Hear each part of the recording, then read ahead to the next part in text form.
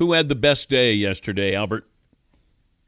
Oh, hey, Dan. I love what the Chiefs did. I think, like if you look at kind of where they were going into the day, they needed to fill running back, they needed to fill nose tackle. They get both those addressed. The reason I really like the Kenneth Walker deal, I go back a couple of years, and I remember, when Derrick Henry, Josh Jacobs, and Saquon Barkley did deals on the first day of free agency. And there were a lot of people like, I can't believe teams are spending on running backs, all of that stuff.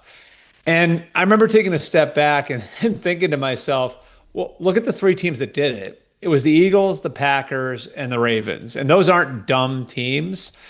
And so, my thought on it at the time was, have we gotten to the point now where teams are looking at and saying that position has been devalued to the point where it's become a value, right? And so then I dug into it a little deeper, talked to those teams. It was pointed out to me that Darnell Mooney got signed by the Falcons for about the same at about the same rate that Barkley, Jacobs, and Henry got, which was insane to me, when you think about the value of those players. So I think that the top end veteran running back who makes it to the free agent market has become a value. And so the Chiefs get that. And Kenneth Walker, a guy who can play on all three downs, had 133 catches over his 4 years in Seattle. Something they really haven't had in a long time in Kansas City. They get Kyrus Tonga to fill their nose tackle role. They get Alohi Gilman to play safety for him. I think Tonga and Gilman, two guys that switched teams last year, are ascending now. So they get those guys, I think, on the way up. And I think the other thing it does, Dan, to me, that's really important. This is going to be a big draft for the Chiefs after the Trent McDuffie trade.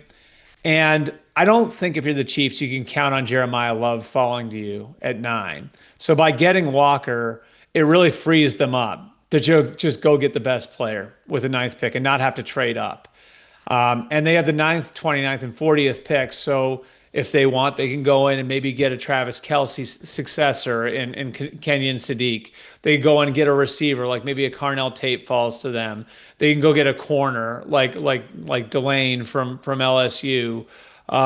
You just look at all the different things that they could do now in the draft, and getting Kenneth Walker opens a lot of that up for them. So I really like what the Chiefs did all the way around, and I think it sets them up to have a really great draft and have a different looking team around Patrick Mahomes when he gets back off the ACL.